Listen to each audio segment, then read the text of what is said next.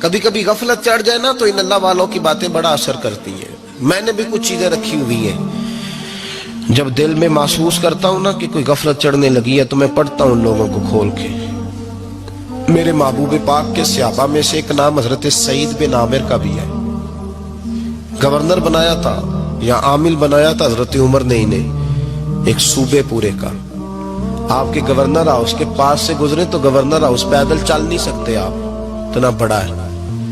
تو یہ وہ گورنر تھا کہ ایک دفعہ مال غنیمت بہت زیادہ آیا تو حضرت فاروق اعظم نے اس صوبے کے لوگوں کو کہا کہ ایک شخص جو مالیات کا وزیر تھا، وزیر خزانہ تھا، اس کو جناب عمر فاروق رضی اللہ تعالیٰ عنہ نے کہا وزیر خزانہ اس صوبے کے جہاں حضرت سعید بن عامر گورنر تھے، کہا کہ غریبوں کی لسٹ بنا کے بھیجو، میں فنڈ لگانا چاہتا ہوں.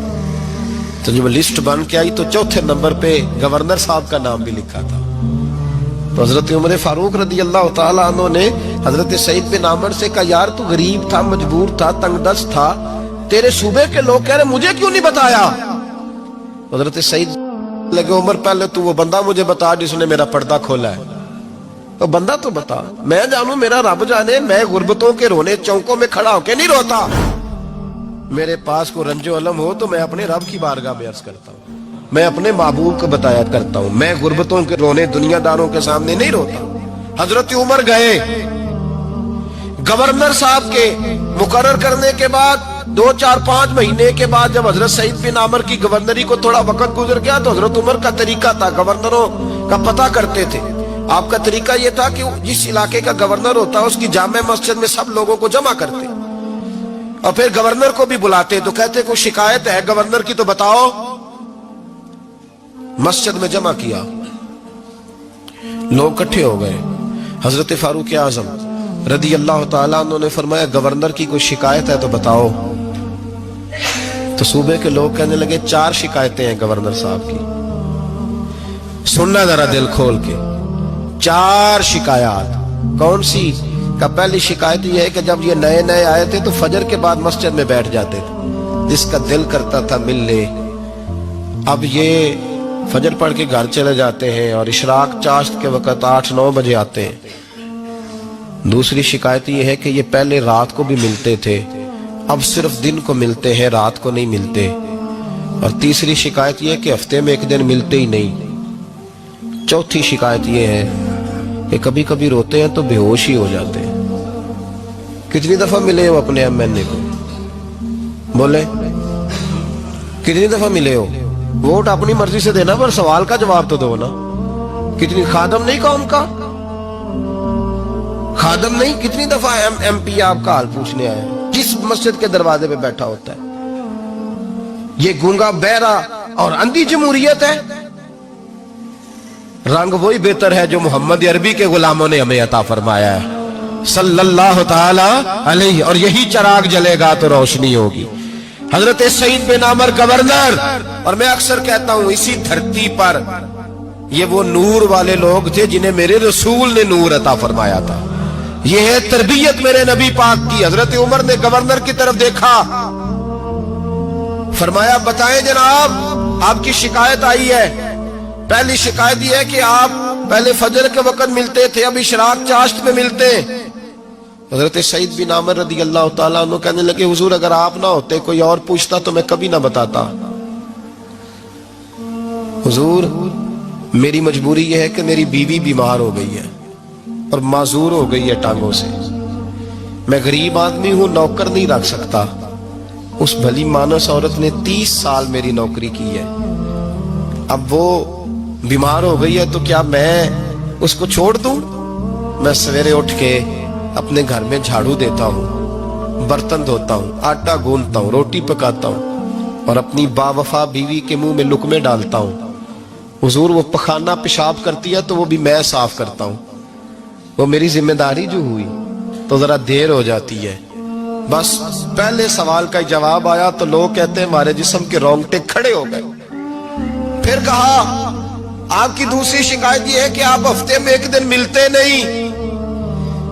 تو حضرت سعید بن عامر کہنے لگے حضور کاش یہ لوگ مجھے رسوا نہ کرتے، کاش سرعام نہ پوچھتے تو میرے اور میرے رب کا راز تھا، یہی بہتر تھا.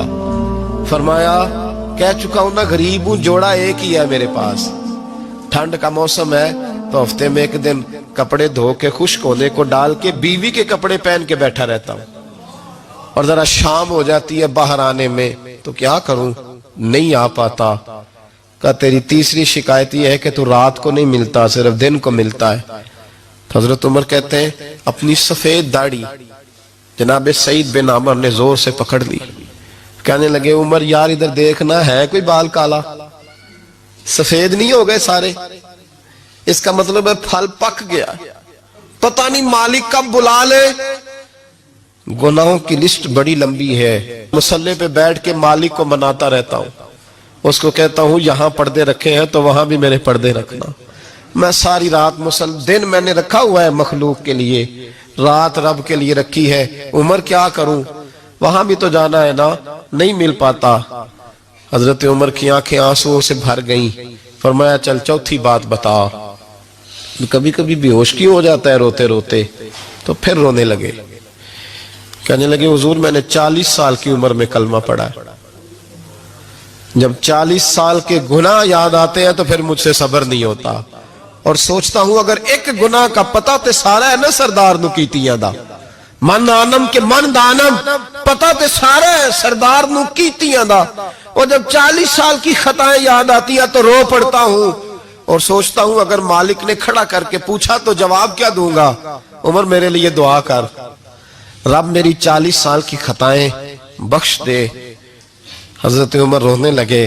जनाब सईद बिन अमर कहने लगे बड़ी बातें हो गई, मेरे बड़े पर्दे खुल गए, चल अब मेरी सजा का ऐलान कर मैं जाऊं।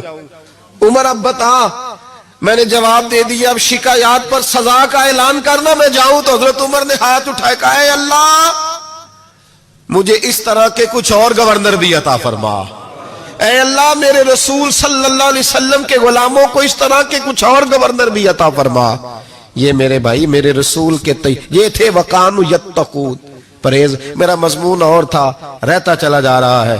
ये मुत्तकी लोग थे, ये परहेजगार थे, ये है जिनको कुरान कहता है अला इन्ना औलिया अल्लाह ला खौफुन अलैहिम वला हुम यहज़नून। मेरे आला हजरत फाज़िल बरेलवी के छोटे साहिबजादे मुफ्ती आज़म हिंद मौलाना मुस्तफा रजा खान साहब रहमतुल्लाह अलैह के पास एक लड़का बांध के लाया गया रस्सियों से, हुजूर जिन्न है इस पे।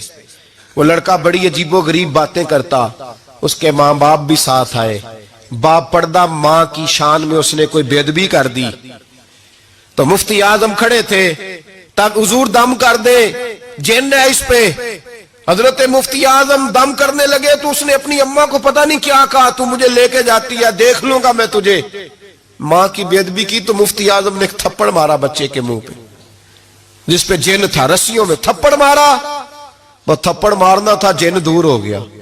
हुजूर गौसे आजम के नायब थे, वक्त के औलिया के इमाम थे मुफ्ती आजम। अब बच्चा सही हो गया, रस्सियां खुल गई, घर चला गया।